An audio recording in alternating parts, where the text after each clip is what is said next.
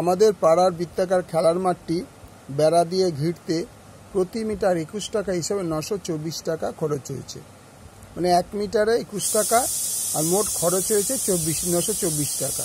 তাহলে আমরা 21 টাকা দিয়ে 924 টাকাকে ভাগ করলে যেটা পাওয়া যাবে সেটা হয়ে যাবে মাঠের কি হয় বলো, মাঠের পরিধি হয়ে যাবে। আর পরিধি হলে পরেই পরিধি থেকে আমরা আর বার করব, আর বার করে ক্ষেত্রফল তৈরি করতে হবে। বলছে প্রতিবার 21 টাকা হিসাবে 924 টাকা খরচ হয়েছে।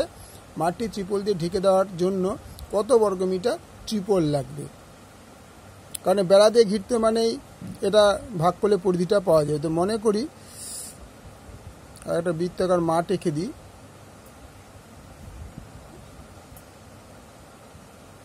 এটা একটা বৃত্তাকার মাঠ, এটা হচ্ছে বৃত্তাকার মাঠের ব্যাসার্ধ।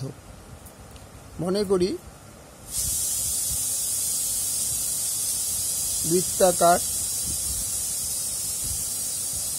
খেলার মাঠের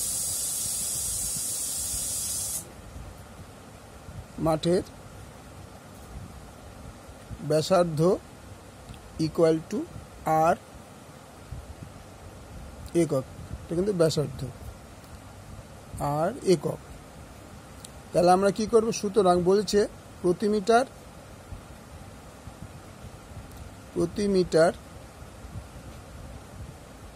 21 টাকা হিসাবে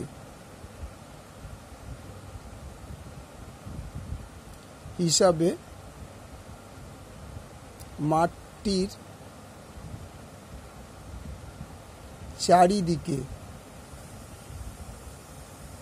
চারিদিকে বেড়া দিতে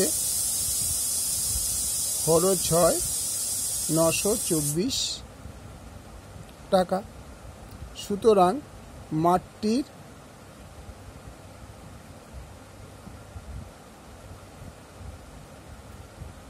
পরিধি 924/21 ভাগ করে দাও।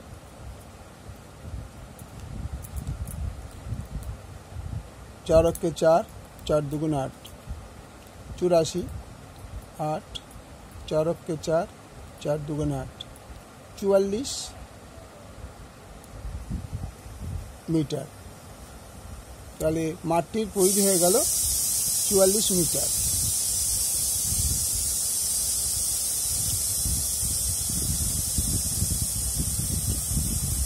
তাহলে আমরা জানি মাঠের পরিধি, আমরা জানি বৃত্তাকার ক্ষেত্রের পরিধি ইকুয়াল টু 2 পাই আর একক। সুতরাং 2 pi r equal to 44 metre. 2 into 22/7 into r equal to 44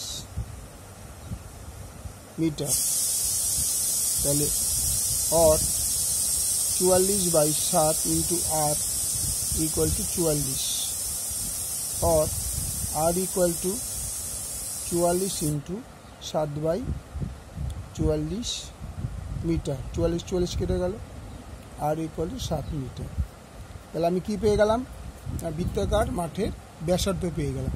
এবার বলছে কত বর্গমিটার ত্রিপল লাগবে। বর্গ মানেই আমাদের বুঝে নিতে হবে ক্ষেত্রফল করতে হবে। তো সুতরাং বৃত্তাকার খেলার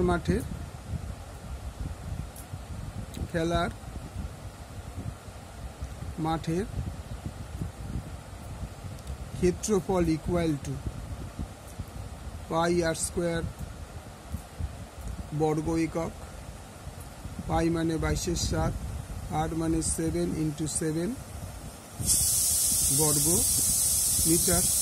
7 কেটে গেল, 22 ইন্টু 7 বর্গ মিটার।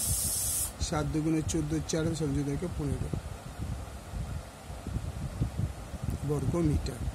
তাহলে কি বলছে? মাঠটি ত্রিপল দিয়ে ঢেকে দেওয়ার জন্য কত বর্গমিটার ত্রিপল লাগবে? উত্তর হবে মাঠটি ত্রিপল দিয়ে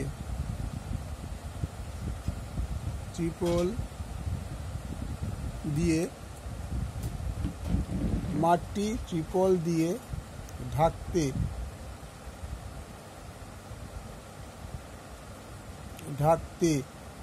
154 বর্গমিটার ত্রিপল লাগবে। ওকে, অঙ্কটা পুরোটা একবার দেখে নাও।